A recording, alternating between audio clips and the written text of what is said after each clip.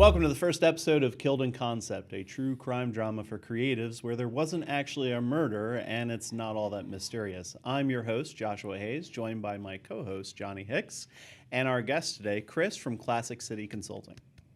Thank you for having me today, man. I appreciate it. Thank you for joining us. So today you are here to tell us about a murder. For those of you that don't know, which is pretty much all of you, Chris is the owner of a web development company out of Atlanta. And he has done, as we all have as creatives, a lot of brand development, consulting, and website stuff, everything in the marketing space for almost a decade, 2 decades? Almost 2 decades. 2 decades. If you count, some middle school time. I saw some gray. There's some gray. Yeah. Oh, there's plenty. Yeah. Actually, that's kind of a qualification. Yeah. Yes. We know. We know. So what is your murder story? Take us from the very beginning. Start with the year and the name of the client, which we will bleep out. You'll bleep out? Okay, fantastic. So it was 2019. God, he's old. A generation ago. Right, yeah, exactly. And it was a company called... Okay. And I got started with them kind of when I was doing a little bit more kind of solo consulting type of stuff.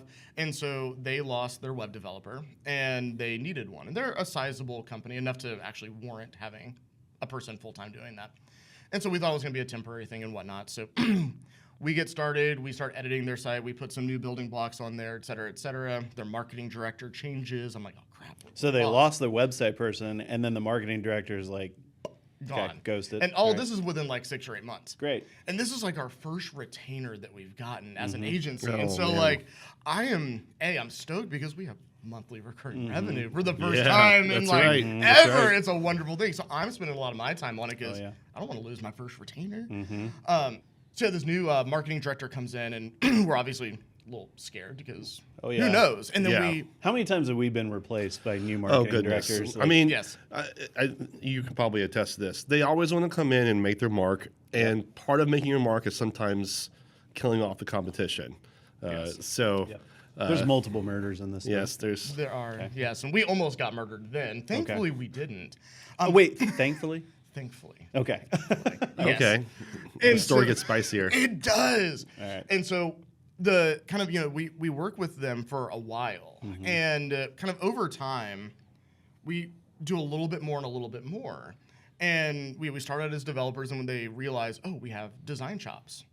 Oh, we can actually start like designing out new pages and work with their ads company.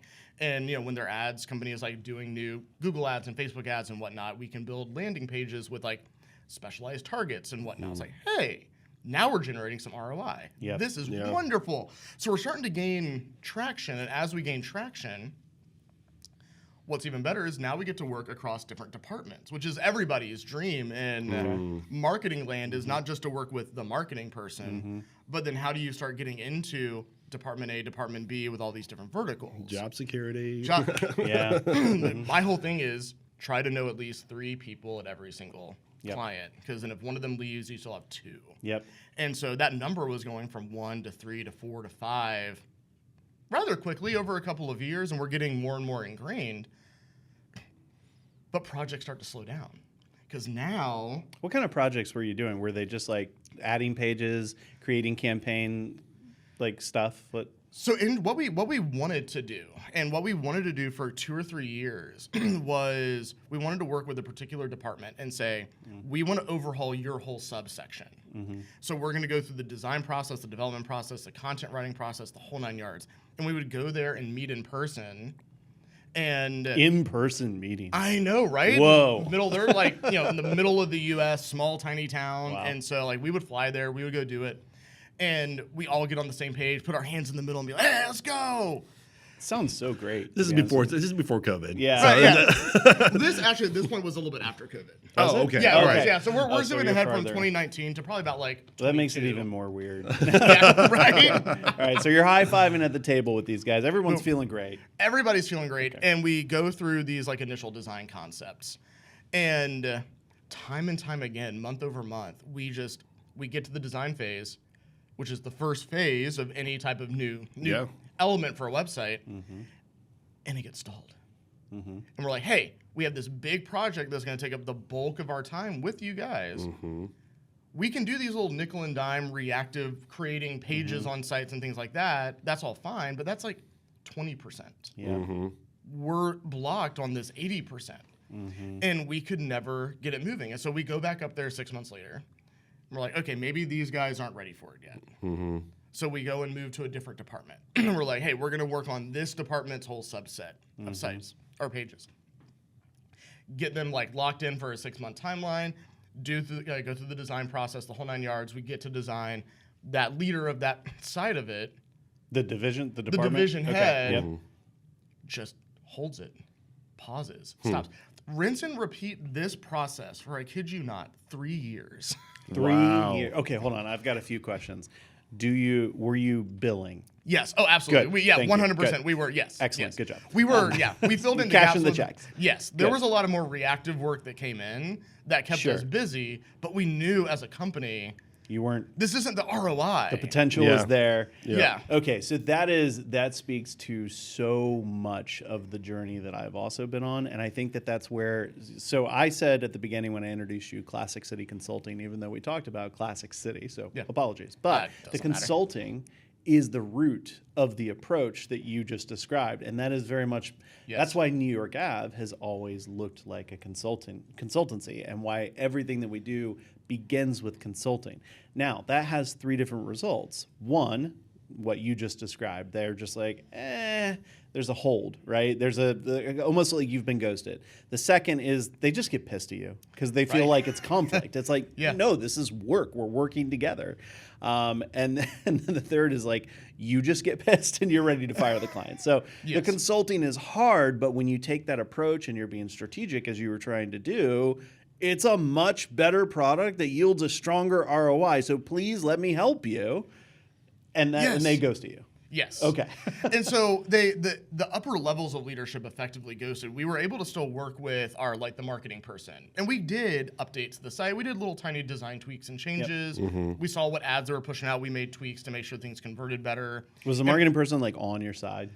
Yeah, for the most part. Yeah. Okay. All right. Yeah. Oh, Like that's this is good. actually That's like good. the kind of the background of all of this is like, even though this was a project and a client that kind of ended up poor, what they're doing is fantastic. Really have a lot of like trust and like love and respect for these guys. But yeah, no, we kept moving, we kept doing stuff. And then over kind of that 2 to 3 year period, we've probably kind of been like 23 at this point, early 24. I kind of take a little bit of a step back at the project management side. I have a team member who's full-time now, operationally driven. She's honestly been more in the loop than I have been. And so we slowly over the course of about 12 months kind of transitioned her to more of the like person doing the project updates and things along those lines. Then toward the end of 24, we noticed that there's just like this, you can tell when there's a rift in communication. Yeah. Like even it might not be 100% obvious, but it feels like there's like this, like we're not connecting. Yep. For whatever reason. Yeah. Okay, so we all know it, but describe some of the markers, I guess, that made you feel that way. Yeah, so one of the things that we do on a regular basis across all of our clients, we send out end of the week status reports. What blockers do we have? AKA, give us the answers to these questions, please. What we accomplished this past week and what we're going to accomplish next week. And with them in particular, we also, because they were larger, had a weekly Monday morning meeting with them as well. And so we had a lot of touch points. And QA is always a problem in any type of creative service. And we noticed that when we were submitting deliverables in, we would hear things around the lines of like, it doesn't look as good as it should. Oh, And, I love that feedback. It's it's the common feedback of like that type of stuff. We're like, okay, great, give me a little bit more texture here. And when asked for texture, we got pushback. Oh man! And so like there was this element of like needing to mind read. But what's interesting is that more of that tension was felt kind of after the project management transition happened. So a lot of that tension was attributed to my project manager. Even though in reality, she had been doing it kind of behind the scenes for the last 2 or 3 years. Nothing had really changed. And what I heard was when I kind of brought the tension to the forefront, I was like, hey, let's talk about whatever this is. Yep. And the thing I heard was, we want more of Chris's time. Yep. Yep. And this goes back to kind of like a common agency trope of the clients that you have when you get started are not the ones that are going to get you to where you want to be in the future. Yeah. Yeah. And even though I had been out of the picture, not 100%, but really only doing the like creative direction type of work, I hadn't been doing that for like 2 years now. Yep. It started to be felt toward the very end. And why? I still haven't uncovered that answer. So did they, in the conversation, when you basically said, guys, what the hell's going on? And you put the cards on the table, what can we do here? That's when they shared with you transparently that we want more of you.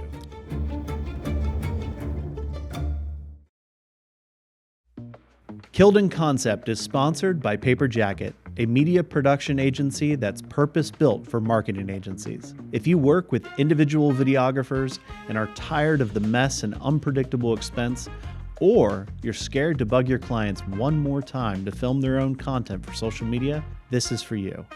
Paper Jacket is an award-winning plug-and-play media team with 2 studios in Central Florida and a national footprint. Streamline your content, establish predictable costs, and make more money by embedding videos and podcasting into your retainers with Paper Jacket. Visit paper-jacket.com/agencies to learn more. That's paper-jacket/agencies.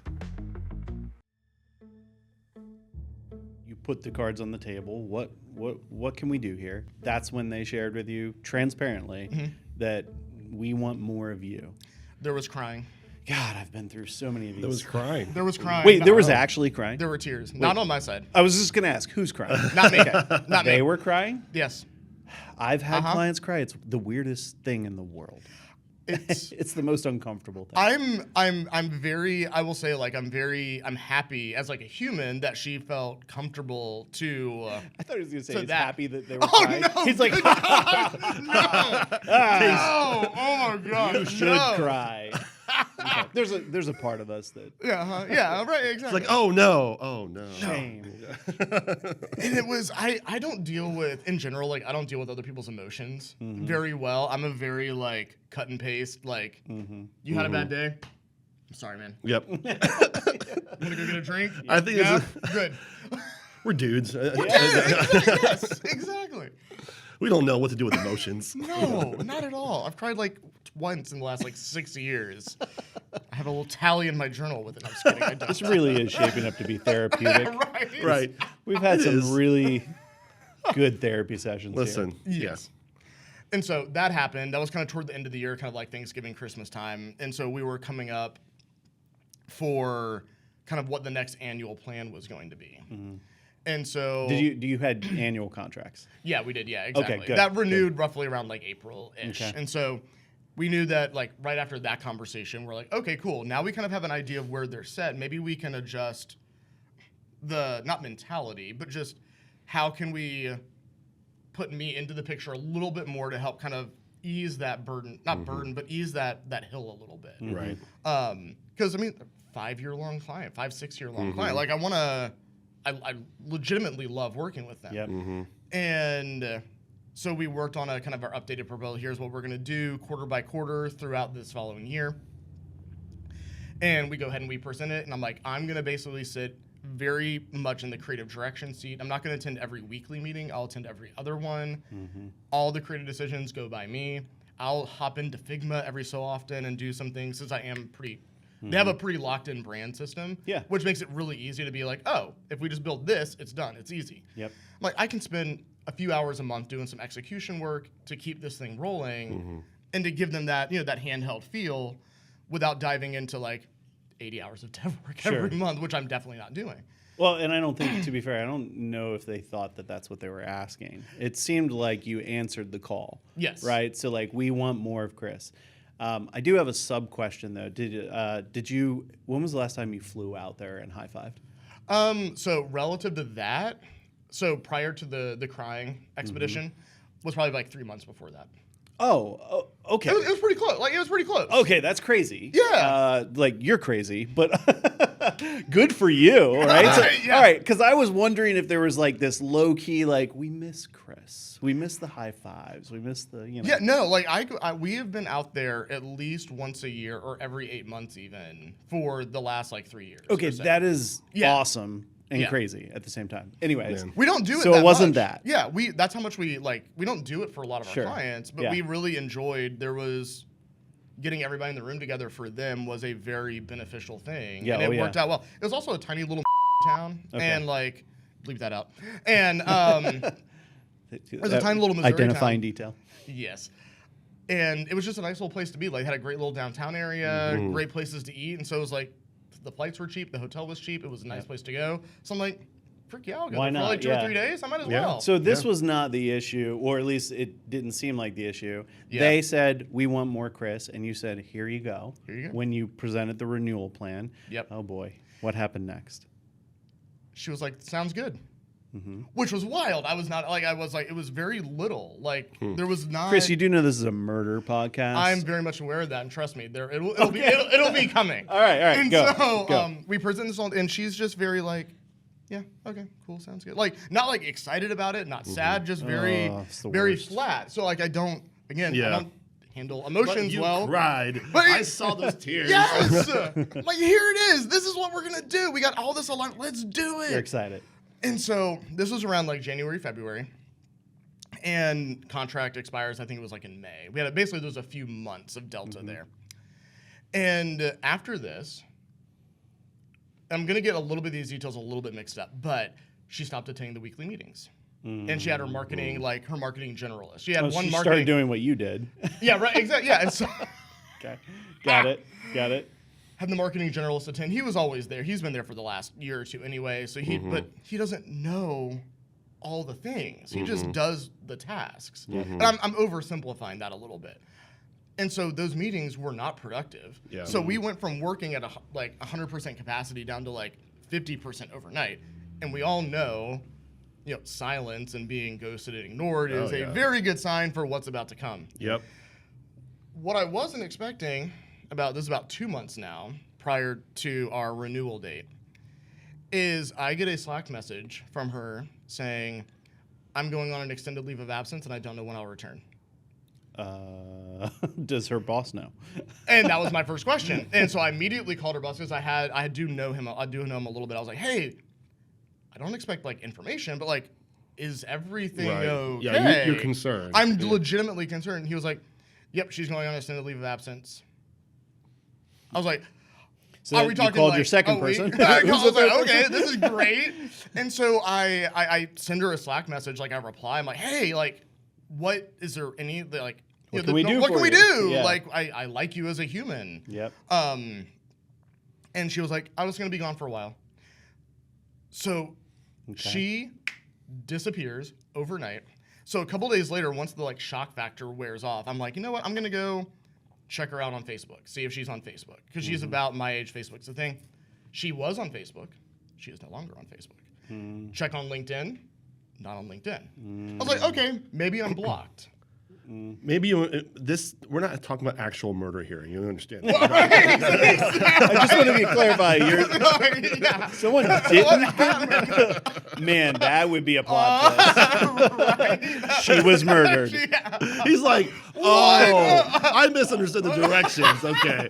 Man, what a hell of a story, though. Right. Wow. And so I'm like, maybe I got blocked. You can't find her. Because she's crying and so maybe I hurt her feelings somehow, like more so than what I thought. So I had my wife go look on her LinkedIn and her Facebook and not appearing. And then I have one of my friends from across the U.S. who definitely would not know her. I'm like, can you just look this person up? See if you find her. Nothing on Facebook, nothing on LinkedIn. She's just gone. Just gone. And I texted her, and this was more shortly after the thing happened. I texted her, and she had the iMessage blues, if you will. And I texted her, I was like, hey, it's been a couple days. I hope all is going well. And you push send, and you know when that iMessage doesn't go through, it kind of like sits there, and you're like, what the heck's happening? And eventually it turned green. It was like, sent as SMS, not delivered. Number gone. Just. It's like witness protection I program know. That's stuff, what I'm you thinking. know what I mean? Like, And that was back in like March-ish. I then go do the pitch to the boss person, And he's like gung ho. He's like, this sounds great. We want you guys to be doing this high level strategy stuff. Like, that's what we pay you for. I'm like, oh. High five. New high five. Let's go. Yeah. You want me to fly out here next month? Yep. Let's do it. And then I schedule a follow up with him like 2 weeks later after this like gung ho thing. We're like coming up to like weeks before like we need to get a new contract signed. And 5-minute conversation with him. He's like, hey, Chris, thanks for all your effort over the years, but we're going to move another way. And I'm like, son of a gun. Right. Wow. Just wow. So just everything was great. Everything was great. He brings the gun to the meeting and just murders the contract. Man. No potential, no context, no closure, nothing. Nothing. Wow. Zero. Okay, so like cue murder sound, but also what happened to the woman?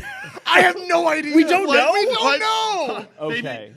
Damn it. Ladies and gentlemen, if you know the whereabouts of what's her No, name? don't say it. Don't- She's in witness protection. Like there's something going on there. Wow. Okay, so he came in and it was exciting. Everything was good, and then he just killed it off. Did you ever get any kind of closure? Zero. Just that was it. Like within the next day, like within the like next 3 days, all of our access had been cut. Wow. The mutual Slack channel is gone. Like everything was just. Goodness gracious. So they had already Gone. been like planning Yeah. for it. They were already Man. like actively working on it. Yeah. Okay. So wow, what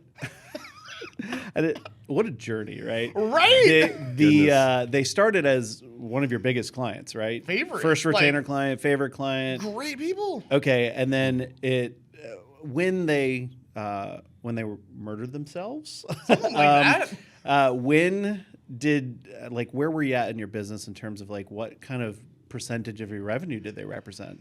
What did you lose? So a couple of things we learned from it was so we lost maybe about from our recurring revenue about 15 to 20%, give or take. Man, So it that's big was chunk. still a chunk. Like we That's had a chunk, added, yeah. they were the first retainer, but thankfully they were still not the only one 5 years later. Right. So we had more padding at that point, which is good. That's still still brutal. It's still, yeah. I feel like we need another murder cue. That here. was cue the murder sound. 20%. Yes. Yeah. And that was also during a time where we lost a couple of other retainers for completely astronomically different reasons, mostly economics and Sure. stuff like that. Yeah. But we also realized, just kind of zooming out a little bit, that they did take a lot of effort. There was they were one of our first clients that were in Slack with us, and there was a lot of noise there, and it wasn't all bad. Yep. But when you have a lot of that noise, it takes up, even if you're only working Yeah. a certain number of hours a week, having that constant like, hey, Yeah. Yep. it Yep. takes up that mental space. Oh man. And so we went when that was actually legitimately removed. We don't have any of those clients whatsoever. All of our clients are They're perfect. We love There are every single every client. client. We love each and every one of you. All of them, 100%. All of equally. your emails. Yes. We get excited about Yes, all of them. Yeah. So you realize very quickly, like 20% of revenue is brutal. That is a brutal murder. But Yes. also now you have not just free bandwidth because you don't have the client, but you're recognizing all of the things, all of the touch points that were just robbing Yeah. the Yes. team of time. Just to keep the contract alive, pretty Bingo. much. Yeah. Exactly. Yeah. And we, as a team, we had talked about that like over the last probably, relatively speaking, year or two of that contract, of just how much internal thinking time that it took because of some of Yeah. that noise. Yeah. And it was always Putting out the fires. worth keeping it around. The revenue was high enough to where, and it wasn't toxic. Like it wasn't bad. It was more just, we kind of created this system of, we're all in Slack together. We're a big old group. We're going to communicate like this. Yep. And if you were to remove that element of that communication, a lot of else would have fallen apart. Yep. And so we created our own system of what we thought we would really like, but we ended up not liking it as much. So it was, that part was our own fault, effectively. And so we learned from that and we made adjustments. And we still do have a couple of clients in Slack with us, but they're mostly our agency partners. Yeah. You're right. Right. I think we're think going to so. find in this journey of this podcast that many of the things that were killed were the relationship. And that is ultimately the thing that was felt the most Yeah. by at least the business owners, the people that kind of run the point the ship. They're the ones that feel that pain, so it's typically going to be a relationship for them, I think. Well, and also I think that we're going to find out that a lot of times when it's killed, you're like, that was random. Well, yeah, that was totally random. It was a surprise murder. It was. We had a feeling like before she left. Sure. We had a feeling that because we just weren't communicating well, again, it all comes down to communication. But End of he the came day, back in and it was like, hey! Yeah, So it's like this roller coaster ride of like sadness, happiness, sadness, all within like a 3-week time then span. death. And then death. Yes. Well, thank you for sharing your story, Chris. This has been another sad and depressing journey. Yes. Yes, it has. But we all empathize with you, and best of luck in the future. Thanks for joining Well, us. and RIP. Oh, cheers. Oh, yeah, RIP. cheers, yeah. RIP. Yeah. Man, what a journey. God. It was nuts, man. That's a wrap on another brutal murder. But perhaps I'm just being dramatic. Killed in Concept is filmed in DeLand, Florida, hosted by 𝗂𝗧, a marketing agency, and sponsored by Paper Jacket, a media production company. If you enjoyed the show, and I do hope that you did, you know what to do. Subscribe where you listen and share where you play. Until next time, go out there and do your best, my fellow creatives, but be prepared for revisions. Cheers.